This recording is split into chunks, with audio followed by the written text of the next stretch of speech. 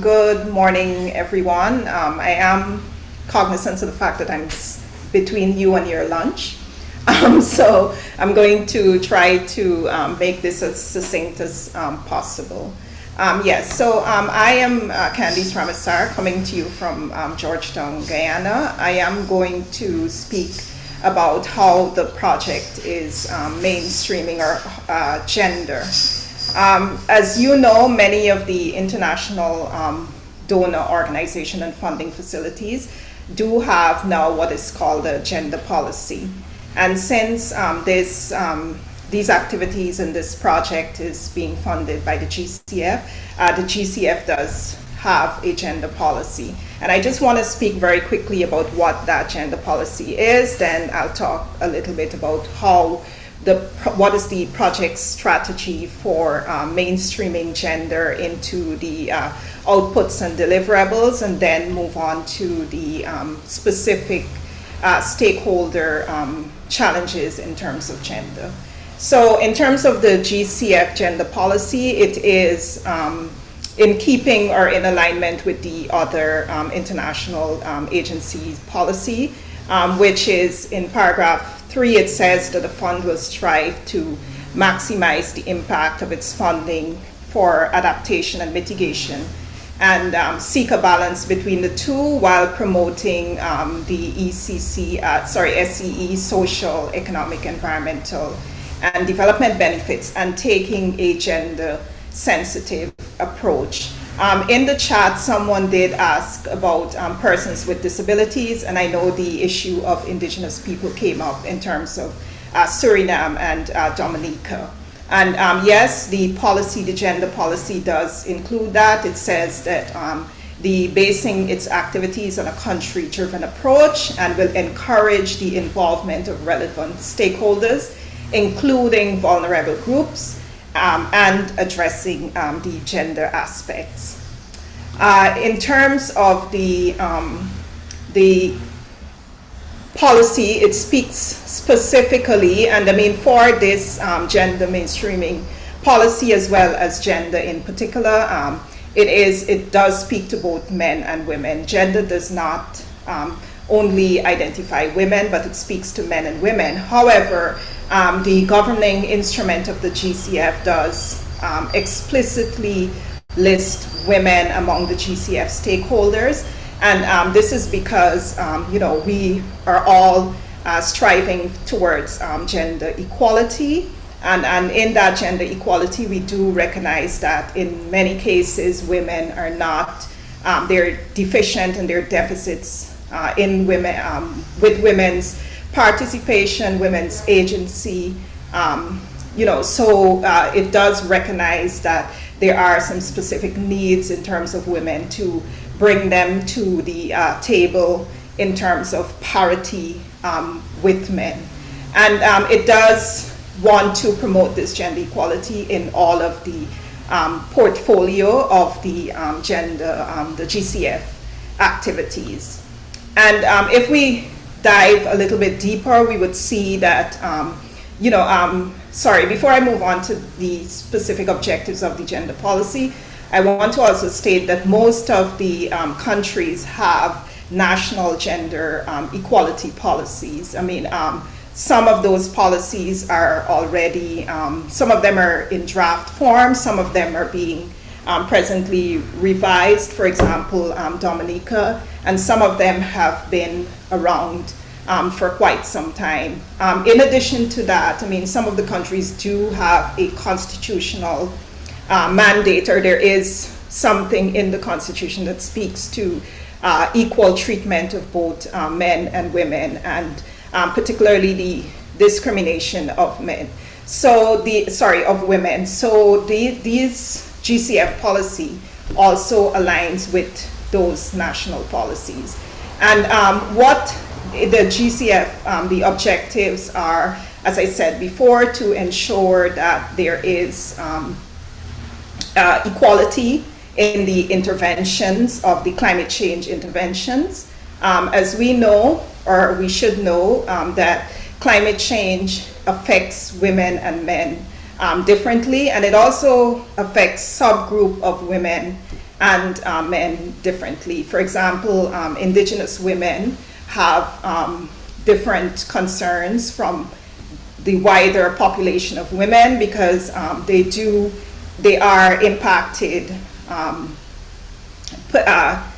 disproportionately by climate change events, but they also have a lot of traditional knowledge that can contribute to adaptation and mitigation, including in agriculture. Secondly, we want to minimize the social and gender-related and climate risks.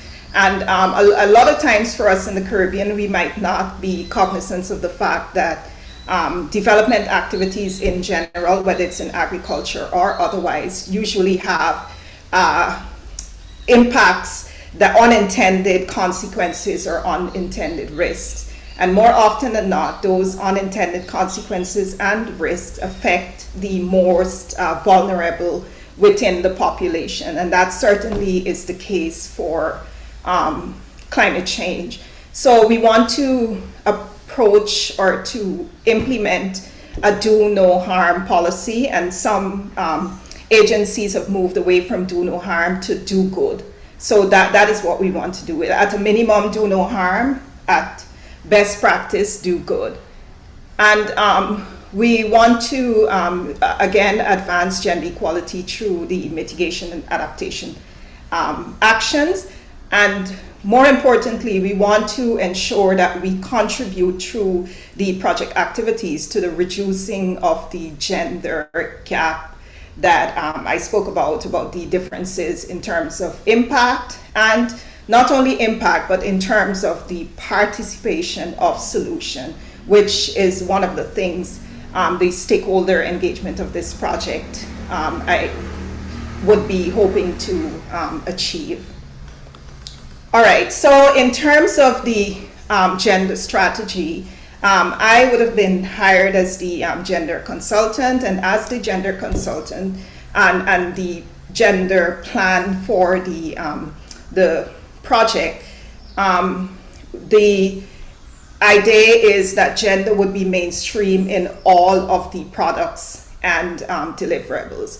So what that means is that all of the other consultants that are working on different areas, that they will forward to me for review what they're doing, and then I would identify whether there are any gender risks involved in what they're doing, and also how what they're doing can be gender responsive or gender transformational. So for example, in the barrier and needs assessment analysis, I would have reviewed the questionnaire, see whether there were questions or the inclusion of questions that speaks to both men and women, that address the condition and the differential status of both men and women. It is expected, I mean, again, I would have worked with the stakeholder engagement consultants to ensure that we had gender responsive stakeholder engagement, and I think that went very well, to make sure that the methodologies that we were used were not going to disadvantage either males or females. We are working in a sector, the agricultural sector, where across the Caribbean we see more men involved overall, but there are particular value chains where we may have women being more dominant or more numerous in those value chains. Similarly, so in the development of the two concept notes, I mean, gender will have to be mainstream again in all of the activities. I'm assuming that there will be what we call a gender action plan.